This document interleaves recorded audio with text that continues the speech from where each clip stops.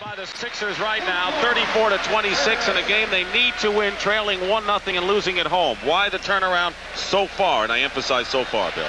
Well, I think that the Sixers are more in control of the pace of the game. I don't think it's dominating control of it, but control of the pace of the game.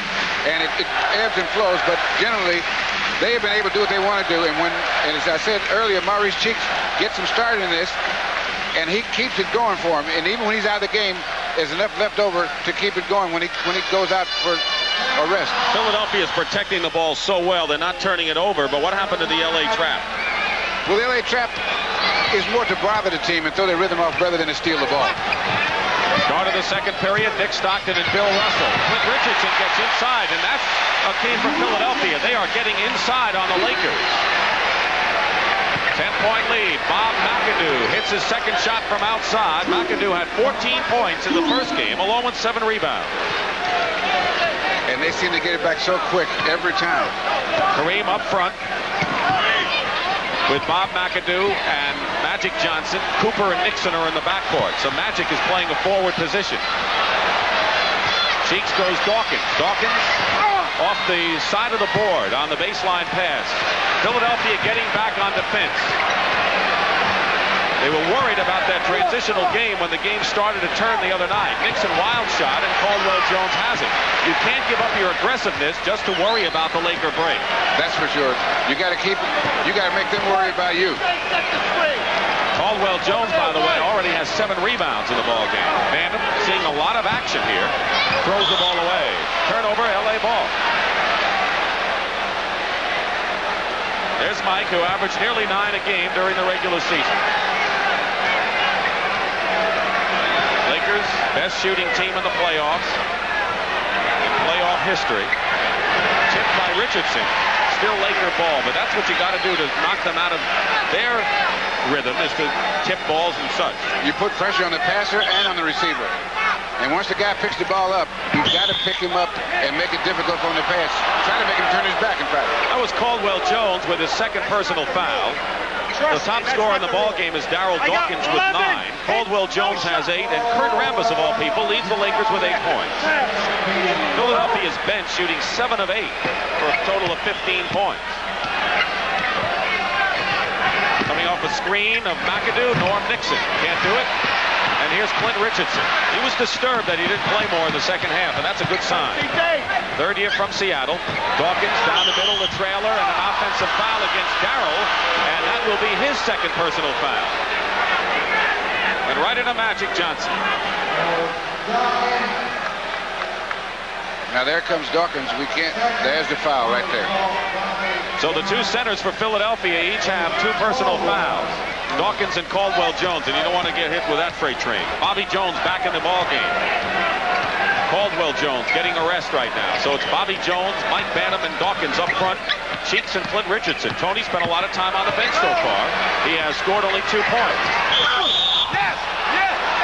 No basket, says Earl Strom, and the foul before the shot. And the foul is on Dawkins, his 3rd personal foul. That'll put a lot of pressure. And now Caldwell Jones has to make a quick entry back in the ball game, something Billy C didn't want to do, I'm sure. Those 2 guys are really banging each other, Kareem and Dawkins, and it's hard to tell what the referee's going to call. Now, here's a question. How long do you keep Dawkins out of there, even though he has 3 fouls when you need his offense? Do you gamble, putting him back in?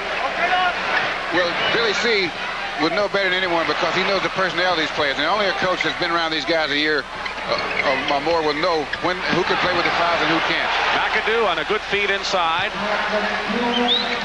Magic Johnson, brilliant passer, can thread that needle from outside. 9:35 remaining in the first half.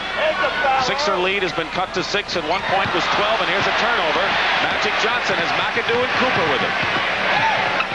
Trailing is Nixon. McAdoo's hot so far from outside. Cools off a bit. Bobby Jones. Clint Richardson getting out of the crowd harm's way as Magic comes into the play. Slowing it up. There you see Caldwell Jones and Kareem. Caldwell Jones has 2 personal.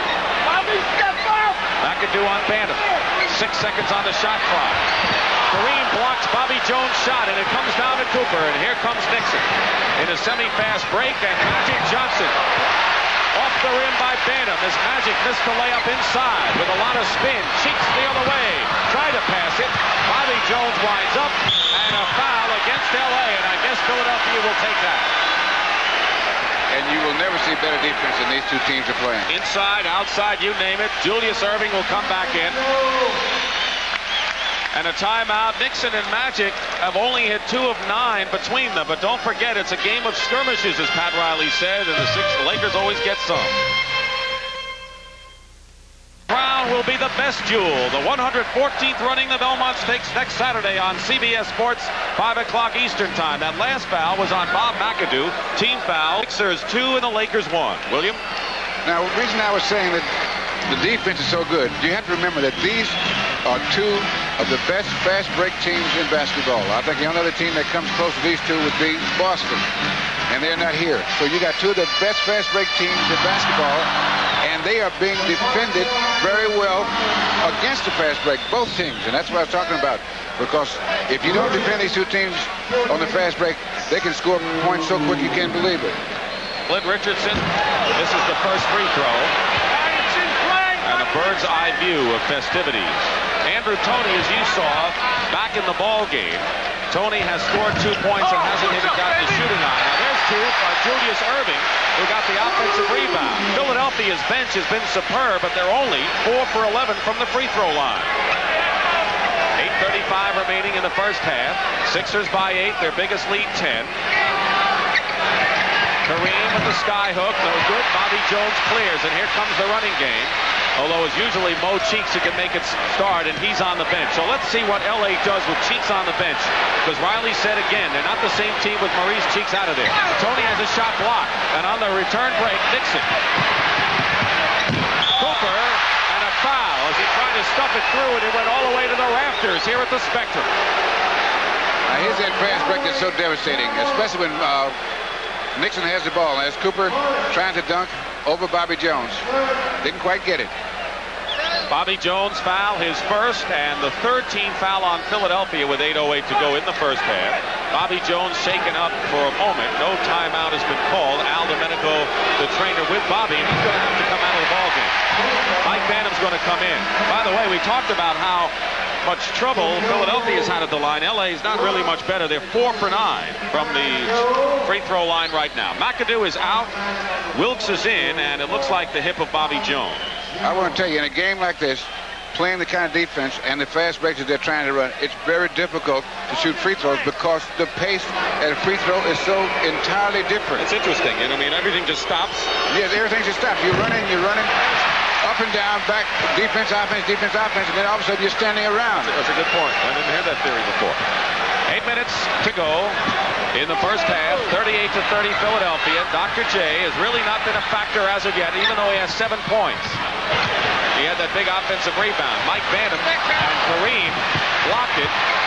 Clint Richardson covers it up and goes up with a big basket. One hustle by Clint Richardson. 3 for 3 for Richardson. Michael Cooper right back, but not this time.